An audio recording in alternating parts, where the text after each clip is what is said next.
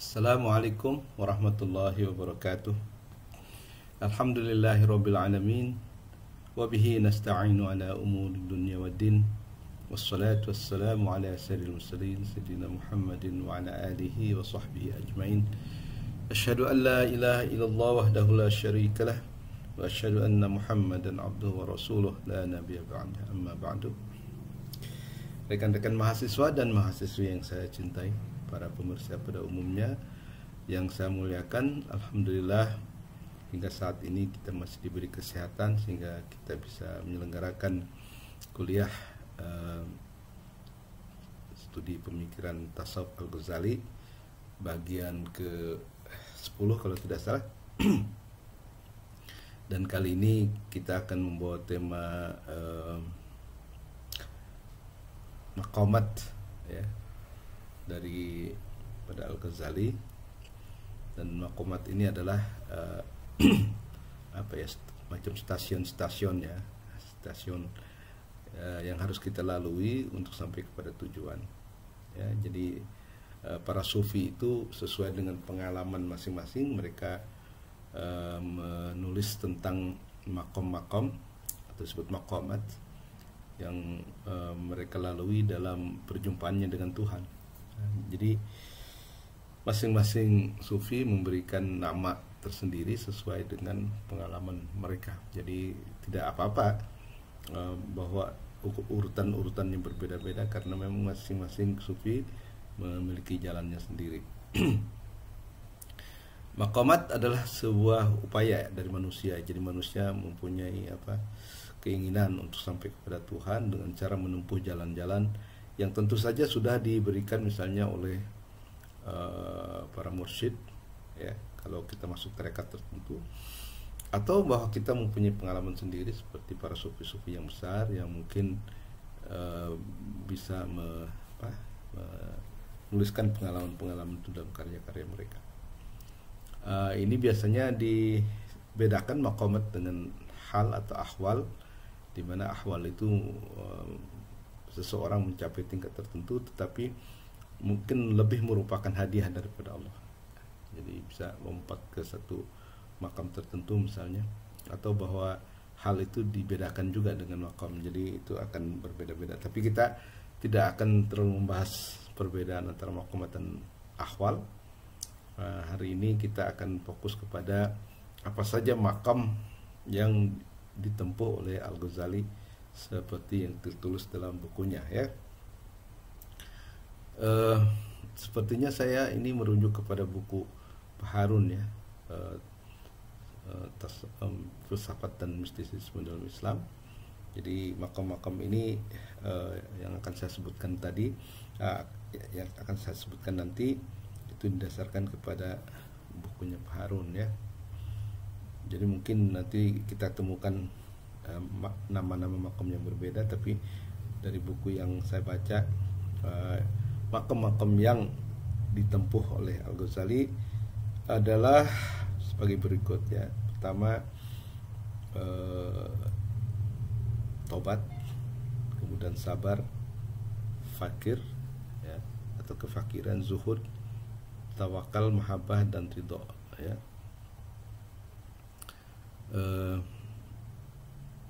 Mungkin nanti ada tambahan, saya tidak tahu ya, nanti kita lihat saja. Oke, kita mulai dengan makam yang pertama yang disebut tobat ya. Dan ini perlu saya kemukakan bahwa tobat ini hampir merupakan makam yang pertama dari hampir semua sufi ya. Yang berikutnya mungkin berbeda, tapi yang pertama itu adalah tobat. Jadi rupanya bagi para sufi tidak akan kita bisa sampai ke makam yang lain sebelum kita melakukan tobat ya. Itu menyesali perbuatan dosa ya. Jadi menurut Al-Ghazali tobat intinya adalah penyesalan. Sesuai dengan sabda Nabi, tobat adalah penyesalan. Tetapi menurut Al-Ghazali hadis tersebut menyeratkan yang lain ya, yaitu pertama berkaitan dengan pengetahuan dosa serta akibatnya pada masa sekarang. dan keinginan untuk meninggalkan segala dosa yang telah ia lakukan di masa lalu dan di masa yang akan datang. Jadi inti tobat adalah menyesali perbuatan dosa yang dilakukan di masa lalu dengan akibat terhalangnya ya dari yang dicintai, yaitu Tuhan, karena dosa tersebut. Lalu bertekad untuk menghentikan seluruh dosa tersebut agar terjalin kembali hubungan mesra dengan Allah. Dengan begitu timbullah kesenangan dan kebahagiaan dengannya. Jadi tobat itu kayaknya pintu pertama deh ya. Kalau kita belum tobat ya seperti pintu maqamat itu tertutup. Jadi kalau kita mau mengikuti atau berjalan di jalan Allah, pertama yang harus dilakukan adalah tobat ya.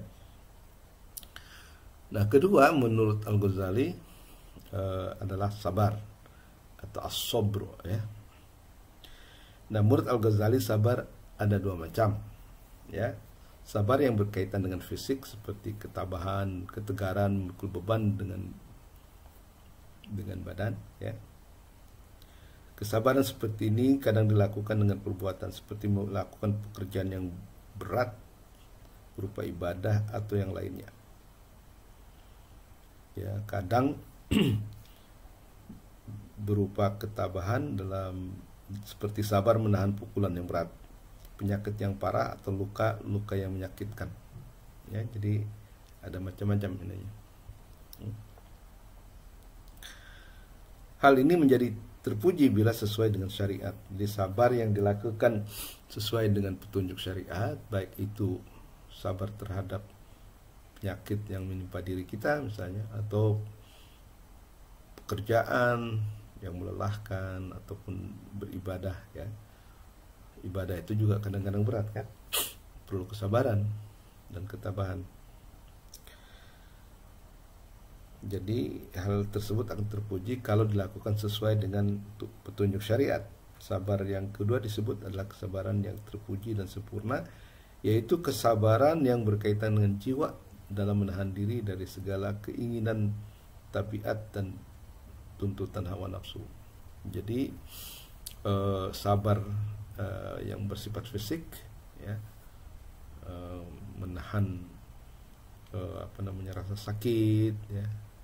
Bayangkan ya, Nabi Ayub misalnya hampir bertahun-tahun terkena penyakit, dan itu mungkin menjadi patokan ya bagi kita untuk mengukur kesabaran. Tapi juga kesabaran dalam beribadat dan kesabaran dalam menahan godaan daripada hawa nafsu kita. Nah, sebenarnya saya pernah baca ya bahwa kesabaran itu juga bisa bermacam-macam ya. Jadi kalau ada sabar dalam menuntut ilmu ya kan, sabar dalam mengerjakan tugas, sabar dalam berperang, sabar dalam ibadah dan sebagainya. Jadi kadang-kadang itu punya misalnya sabar dalam perang ya mungkin keberanian gitu. Sabar dalam belajar ya ketekunan namanya gitu. Jadi bisa berbeda-beda nama ya. Tapi di sini sabar dalam arti menanggung beban fisik ya, menanggung tugas ibadah, dan juga menanggung godaan daripada hawa nafsu ya. Nah, ketiga adalah kefakiran ya. Kefakiran diartikan oleh Al-Ghazali sebagai ketidaksediaannya apa yang dibutuhkan oleh seseorang atau sesuatu. Jadi tidak tersedianya sesuatu yang dibutuhkan oleh seseorang, itu disebut fakir ya. Maka dalam arti ini seluruh wujud selain Allah adalah fakir karena mereka membutuhkan bantuan Tuhan untuk kelanjutan wujudnya. Jadi fakir di sini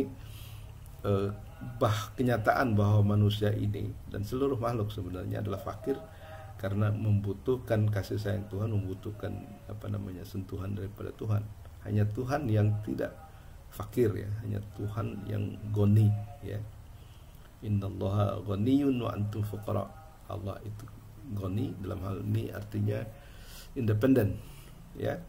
Qiyamuhu binafsi, berdiri sendiri, tidak membutuhkan yang lain. Sedangkan kita manusia adalah fakir karena membutuhkan. Jadi bukan fakir dalam arti fakir miskin, ya memang sih fakir miskin juga membutuhkan, tapi dalam arti yang lebih luas adalah bahwa selama masih ada kebutuhan itu adalah fakir. Jadi di sini ya. Tetapi yang dimaksud fakir di sini adalah kebutuhan manusia akan harta, ya. Dan ini bisa dibagi lagi macam-macam. Yang penting diantaranya adalah zuhud, ya. Tapi ada juga yang lebih dari tinggi lagi dari zuhud, yaitu keadaan di mana keberadaan ketiadaan harta tidak mengubah kebahagiaan seseorang. Kalau mendapat harta, ia tidak menampakkan kebahagiaan yang berlebihan. Demikian juga kalau ia tidak memilikinya, ia tidaklah bersedih. Jadi dalam kehidupan tasawuf ya,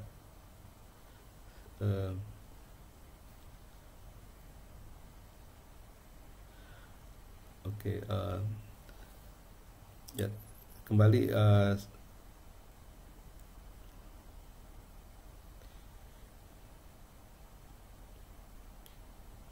ya, jadi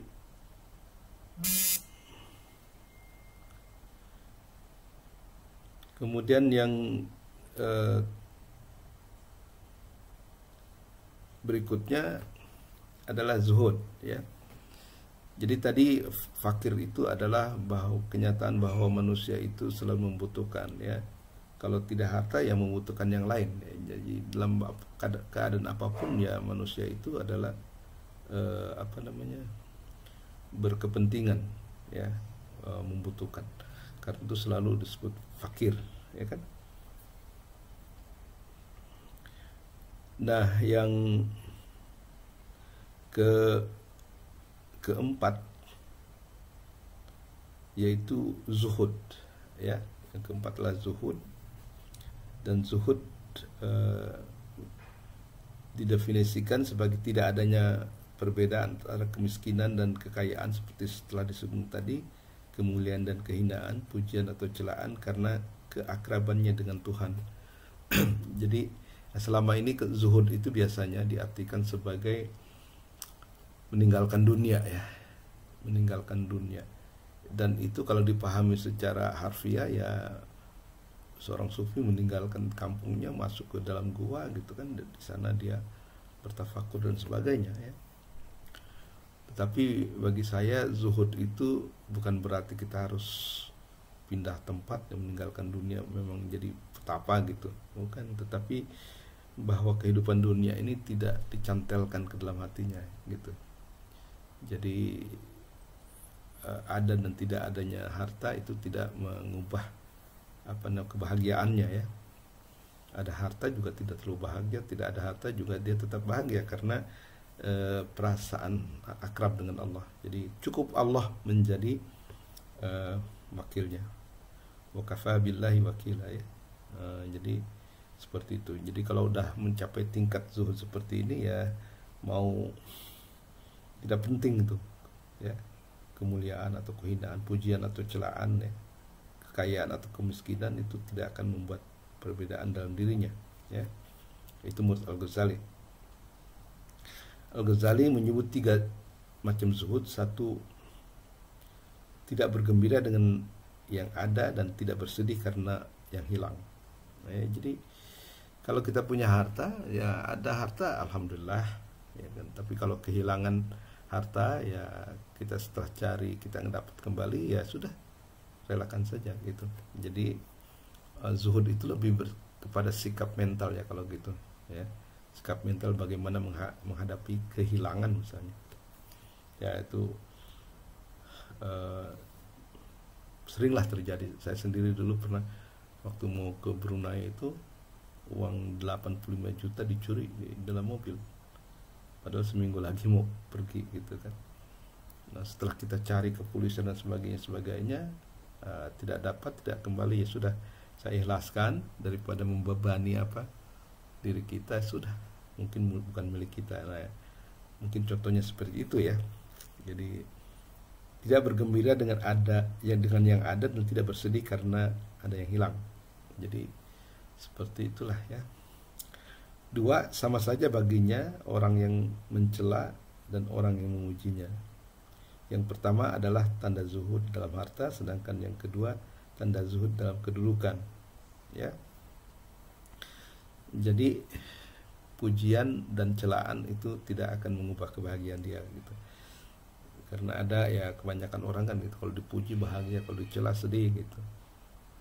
Kalau kita punya sifat zuhud, kata Al-Ghazali, itu tidak mempengaruhi ya.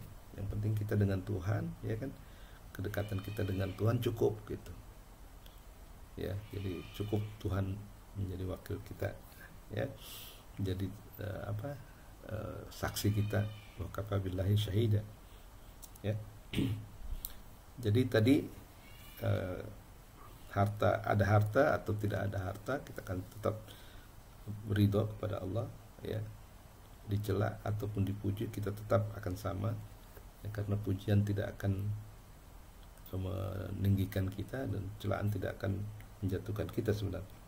Kemudian yang ketiga, hendaknya ia bersama Allah dan hatinya dalam hatinya lebih didominasi oleh lezatnya ketaatan dan cinta kepada Allah. Ya, jadi hendaknya ia bersama Allah dan hatinya lebih didominasi oleh zatnya ketaatan dan cinta kepada Allah. Jadi orang yang zuhud itu ketaatan dan cinta kepada Allah itu yang membuat kebahagia, jadi bukan yang lain-lain. Dikatakan Al-Fudail dilaporkan berkata, Allah menjadikan segenap keburukan dalam semua rumah tangga dan sebab utamanya adalah cinta dunia. Ya, Allah juga menjadikan segenap kebaikan dalam rumah tangga dan sebab utamanya adalah zuhud di dunia. Ya. Jadi di dalam salah satu kata hikmah di dalam disertasi saya dikatakan bahwa barang siapa zuhud terhadap dunia maka dia akan menguasainya. Barang siapa terlalu cinta kepada dunia maka akan dia dihinakan oleh dunia.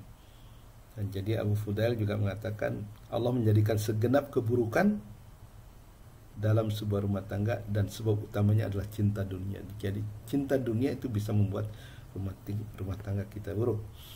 Tapi sikap zuhud ya dari dunia itu akan menjadikan segenap kebaikan dalam sebuah rumah tangga dan sebab utamanya adalah tadi zuhud dari dunia, zuhud fi dunia. Saya kasih contoh misalnya Jalaluddin Rumi itu seorang sufi, tapi dia hidup di kalangan istana gitu. Apakah dia kemudian hubud dunia? Belum tentu, karena dunia tidak mengikat hatinya gitu. Tapi kalau kita selalu terikat ke dunia, nah itu namanya hubud dunia. Ya. Oke, makam yang berikutnya adalah tawakal. Ya, kita menyebut tawakal. Tawakal itu sebenarnya bentuk fi'il ya. Kalau bentuk isimnya sebenarnya tawakkul ya, tawakkul. Tawakal tu Allah ya, aku bertawakal kepada Allah. Tapi tawakal itu sendiri sebenarnya dalam bahasa Arab disebut tawakkul ya. Tawakal artinya menyerahkan urusan kepada seseorang yang kemudian disebut wakil dan mempercayakan kepadanya dalam segala urusan tersebut. Jadi tadi wakafa billahi wakila ya. Jadi tawakal itu seperti itu, menyerahkan, trust in God ya. Jadi kita trust, percayakan diri kita kepada kehendak Allah. Tentu saja seorang tidak akan menyerahkan urusan kepada orang lain kecuali ia merasa tenang dengannya dan percaya kepadanya, baik dari sudut keistiqohannya ya, kemampuan untuk dipercaya maupun kecakapannya. Jadi kita nggak mungkin mempercayakan benda kita atau keluarga kita kecuali kepada mereka yang kita percayai tidak akan berkhianat misalnya ya. Kita yakini kemampuannya. Kalau tidak ya kita nggak mungkin bisa mempercayakan gitu kan. Nah, dalam hal ini tentu saja yang dimaksud adalah tawakal kepada Allah ya, wakil kita yang paling dapat dipercaya, maha kuasa dan punya kecakapan yang tiada batasnya. Jadi bertawakal kepada Allah itu paling tepat ya. Ya, jadi memasrahkan diri kepada Allah itu adalah yang paling tepat ya. Nah, ada sedikit pengalaman saya ya. Dulu waktu saya tugas di Jogja tahun 2001-2003 itu pertama-tama ya, kalau kita naik bus malam gitu dari Jogja ke Jakarta gitu sering ketakutan ya, karena kan main ngebut di jalan yang sempit gitu di pegunungan. Kita khawatir bahwa nanti tiba-tiba ada mobil besar lain dari arah yang berlawanan sehingga kita nggak bisa tidur. Nah kemudian terus karena bertahun-tahun ya belajar dari situ, saya mengatakan ya kalau kita merasa khawatir sehingga kita tidak bisa tidur, padahal kekhawatiran itu tidak akan mencegah kita dari kecelakaan kalau memang sudah ditakdirkan. Jadi akhirnya saya bilang udahlah kalau gitu tawakal aja kepada Allah. Jadi biasanya kalau sudah makan malam gitu, baik dari Wak Bulus ke Jogja atau dari Jogja ke Wak Bulus, saya biasanya sholat jamaah maghrib dan isya, habis itu minum antimo kalau tidak salah, udah tawakal ala Allah, jadi tidur. Nah tiba-tiba dibangunkan sudah dekat ke Jogja misalnya. Jadi itu menurut saya salah satu ya yang saya alami gitu. Tawakal tuh kayak gitu. Jadi pasrahkan kepada Allah. Jadi apapun yang mau terjadi, kalau mau celaka ya celaka, dipikir nggak dipikir juga nggak bakal celaka gitu. Jadi itu contoh konkret ya daripada sikap tawakal yang saya pernah lakukan. Jadi alhamdulillah dengan cara itu saya bisa tidur nyenyak ya kan. Kemudian paginya udah siap lah untuk menguji disertasi dan sebagainya, seperti itu.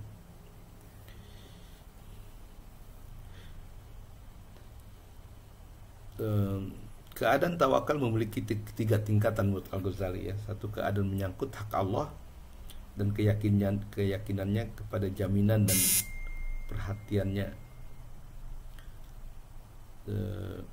adalah seperti keyakinannya kepada wakil ya. Jadi ya kita yakin kepada Allah ya, Allah, dan keyakinannya kepada jaminan dan perhatiannya. Jadi kita pasrahlah, kita tahu bahwa Allah itu maha kuasa dan dia maha bijaksana, maha kasih sayang. Sudah kita jaminkan diri kita kepada Allah. Satu. Yang kedua yang lebih kuat yaitu keadaan bersama Allah adalah seperti keadaan anak kecil bersama ibunya, di mana ia tidak mengenal yang lainnya dan tidak bersandar kecuali kepadanya. Nah itu yang tingkat yang kedua, tawakal ya. Jadi seperti kita anak kecil yang berada di tangan ibunya ya. Dengan demikian ya hanya ibunya yang kita percaya gitu, yang dia percaya gitu, bukan yang lainnya ya. Kemudian ketiga, keadaan tawakal yang paling tinggi yaitu hendaknya ia berada di hadapan Allah dalam semua gerak dan diamnya, seperti mayat yang ada di tangan orang yang memandikannya ya. Ia punya keyakinan yang kuat bahwa Allah adalah penggerak semua gerak, kekuatan, kemauan, pengetahuan, dan semua sifat yang lainnya. Nah ini cocoklah dengan pandangan teologisnya ya. Jadi itu ya tingkatan tawakal yang ketiga. Nah kemudian yang keenam, makomnya keenam adalah cinta ilahi ya, al-mahabbah ya. Menurut Al-Ghazali, orang yang mencintai sesuatu yang tidak punya keterkaitan dengan Allah, maka orang itu melakukannya karena kebodohan dan kurangnya dalam mengenal Allah. Jadi kalau kita masih mencintai yang lain yang lebih daripada Allah, itu adalah karena kebodohan dan kurangnya pengenalan ma'rifat kepada Allah. Jadi kalau kita sudah mengenal Allah dengan baik, itu mungkin kita tidak akan mencintai yang lain ya kecuali Allah. Kalau cinta kita sama sekali tidak dikaitkan dengan Allah ya. Adapun cinta kepada selain Allah tapi masih terkait dengan Allah, maka hal tersebut dipandang baik ya. Misalnya cinta kepada Rasulullah adalah terpuji karena cinta ini merupakan buah kecintaan kita kepada Allah. Pokoknya cinta kepada siapapun yang Allah cintai adalah baik, karena pencinta kekasih Allah adalah juga pencinta Allah ya gitu.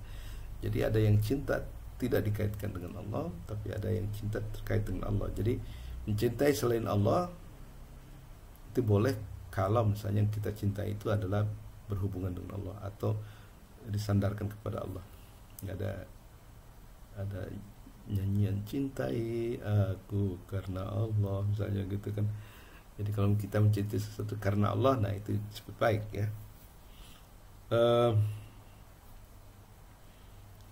Alasan bahwa Allah adalah paling berhak mendapat cinta kita menurut Al-Ghazali ada 5 perkara. 1, cinta manusia kepada dirinya menurut adanya cinta kepada Allah, karena wujud dan kesempurnaannya berasal dari Allah. Jadi kita mencintai diri kita sebagai makhluk Allah ya, wajib dipelihara tentunya karena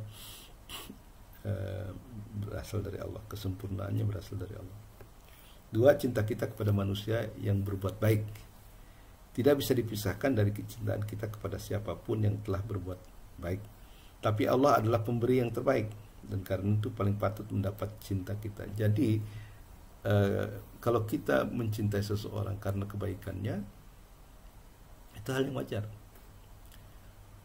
Tetapi siapa yang paling baik kepada manusia? Lebih daripada Allah misalnya? Nggak ada.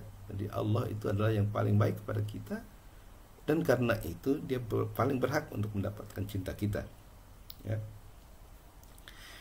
3, apabila kita mencintai orang-orang besar di masa lalu, maka ketahuilah bahwa sumber kebaikan mereka tidak lain daripada Allah. Jadi kalau kita mencintai pahlawan misalnya gitu, atau mencintai nabi, para wali dan sebagainya, itu kebesaran mereka itu karena mereka bertindak karena Allah. Jadi ada kaitannya dengan Allah ya. Kemudian 4, manusia mencintai keindahan, tapi ketahuilah bahwa segala keindahan itu yang ada berasal darinya. Jadi kalau kita mencintai indahnya dunia dan isinya ya, padahal itu hanya bayangan, refleksi daripada keindahan Tuhan, maka Tuhanlah sumber keindahan itu. Jadi kalau begitu dia yang paling berhak untuk kita cintai ya. Yang 5, manusia mencintai seseorang karena kedekatannya. Kedekatan manusia dengan Allah adalah karena upaya ia meneladani sifat-sifat tertentu dari Allah. Maka yang diteladani itu tentu paling berhak kita cintai. Jadi kemarin kita sudah menyinggung tentang takhalluq bi akhlaqillah, berakhlak dengan akhlak Allah ya. Maka kalau kita mencintai seseorang karena dia bertakhalluq dengan Allah, itu wajar. Kita kalau ada orang baik ya, berakhlak dengan baik dan sebagainya, itu kita mencintai ya. Tetapi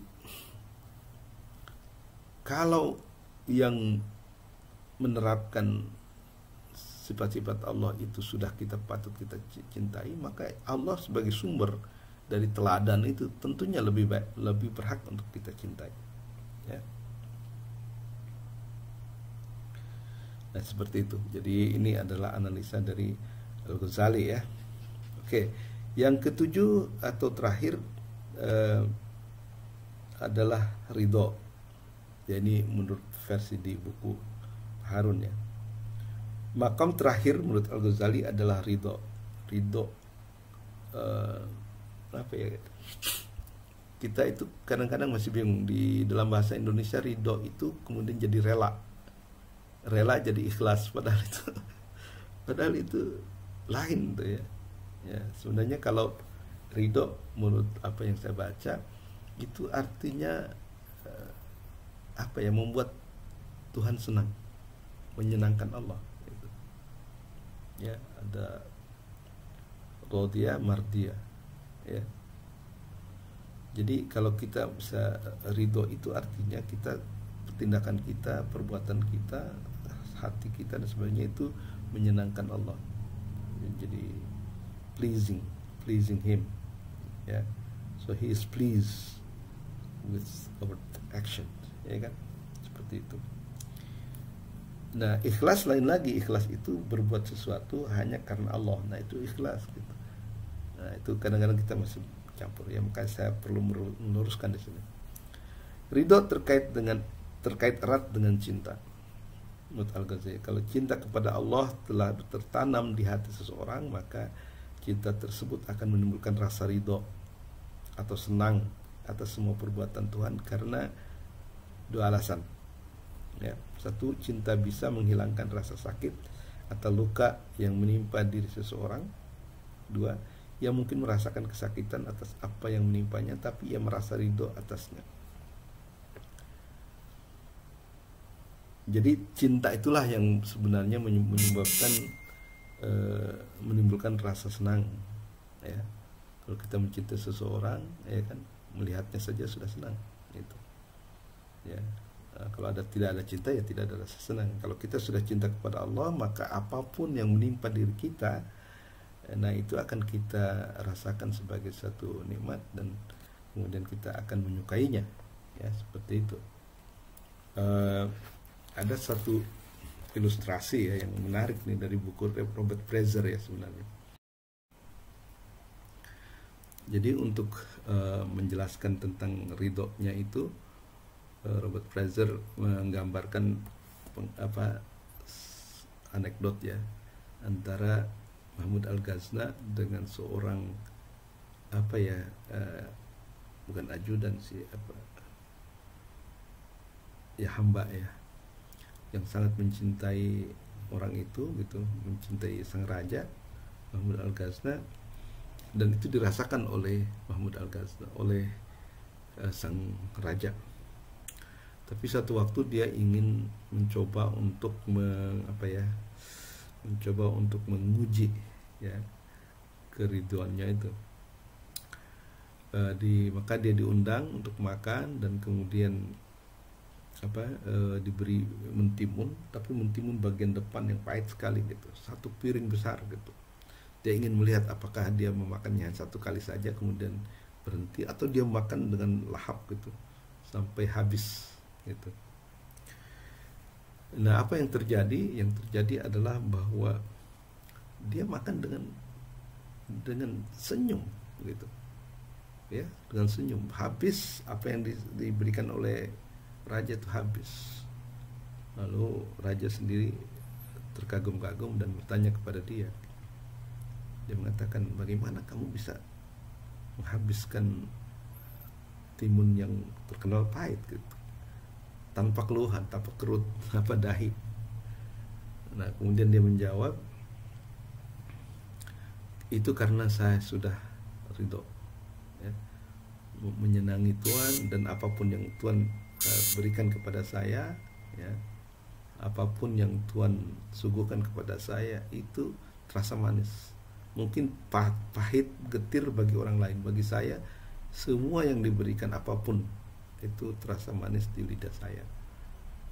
Nah, dengan itu sang raja sangat kagum, dan mungkin dia diberi jabatan yang lebih tinggi lah, atau bagaimana gitu. Tapi itu ilustrasi daripada keriduan seseorang. Jadi masih terkait dengan ridho, misalnya musibah yang diterimanya dari Allah karena yakin bahwa pahala yang akan dijanjikan Allah lebih besar, maka ia rela bahkan menginginkan dan mensyukurinya ya. Tapi ketika cinta yang telah mendominasinya, maka kehendak sang kekasih dan ridhonya lah yang lebih ia cari dan ia cintai. Jadi ada sesuatu yang menyenangkan diri kita, tapi dia lebih mengutamakan kesenangan daripada Allah, karena apa yang diinginkan Allah mungkin tidak selalu menyenangkan bagi kita ya misalnya puasa gitu ya kan? Allah menginginkannya, tapi manusia kan kadang-kadang merasa berat gitu ya kan. Oleh karena itu, maka kalau kita punya tingkat ridho yang lebih tinggi, itu akan lebih mendominasi keridhaan Allah yang dia pikirkan daripada kesenangan Allah yang dia pikirkan daripada kesenangan dirinya sendiri ya. Demikian uraian dari pembicaraan kita tentang maqamat menurut Al-Ghazali. Jadi kalau kita simpulkan adalah bahwa menurut Al-Ghazali ada beberapa tingkat ya daripada maqam itu ya. Ada beberapa maqam, yaitu pertama, taubat merupakan pintu masuk untuk perjalanan spiritual supaya bisa kemudian menempuh makom-makom yang lain. Ya, kedua sabar. Sabar baik dalam arti menanggung derita, ya, atau dalam mengerjakan kewajiban-kewajiban, ya, atau sabar dalam menahan godaan hawa nafsu, ya. Kemudian fakir itu adalah perasaan membutuhkan, ya. Jadi bukan fakir dalam arti yang biasa, ya, tapi kenyataan bahwa kita selalu masih membutuhkan yang lain, dalam hal ini Allah, maka kita adalah fakir. Hanya Allah yang kaya. Innallaha ghaniyyun wa antum fuqara, ya. Kemudian ada lagi zuhud, ya. Zuhud ini, jadi zuhud itu karena cukup dengan Allah, maka kekayaan atau kemiskinan itu tidak akan mengubah kebahagiaannya, karena kedekatan dengan Allah. Celaan atau pujian itu tidak akan merubah dia menjadi sombong ataupun menjadi bersedih, ya. Jadi zuhud, tapi zuhud sebenarnya zuhud fi dunya artinya dunia itu tidak terlalu dipikirkan, tidak mencantel dalam hatinya. Jadi kalau kehilangan sesuatu itu juga dia bisa mengatasinya, ya. Kemudian ada lagi tawakal, ya. Tawakal kepada Allah karena percaya akan kita percaya akan pemeliharaannya dan kita percaya akan kemampuannya. Jadi kita pasrahkan diri kita, ya, kepada Allah karena dua syarat, ya. Kita yakin, kita percaya kepadanya, dan kemudian kita yakin kepada kemampuannya, ya. Terus apalagi mahabbah, ya. Jadi mahabbah inilah kecintaan, ya, kita kepada Tuhan tentunya. Nah, kecintaan kita kepada yang lain yang tidak dikaitkan dengan Allah itu terjadi karena kebodohan kita dan kurang pengetahuan kita kepada Allah menurut Al-Ghazali. Tapi cinta kita kepada selain Allah, tapi karena Allah, ya, cintai aku karena Allah, maka itu boleh. Jadi mencintai Nabi misalnya karena Nabi adalah kekasih Allah, maka itu dibolehkan, ya. Karena mencintai kekasih Allah itu sama dengan mencintai mencintai Allah. Kemudian yang terakhir ridho adalah memberi kesenangan kepada Allah. Jadi ridho itu adalah perasaan senang, ya. Mungkin kita juga akan merasa senang kalau kita diperlakukan baik dan sebagainya, ya. Tetapi bagi orang yang sufi, ridho itu yang diprioritaskan adalah bagaimana menyenangkan Allah, gitu. Jadi mengalahkan pikiran bagaimana kita menyenangkan diri kita. Nah, saya kira itu saja yang bisa saya sampaikan hari ini. Mudah-mudahan bermanfaat. Lebih kurangnya saya mohon maaf. Billahi taufiq wal hidayah. Wassalamualaikum warahmatullahi wabarakatuh.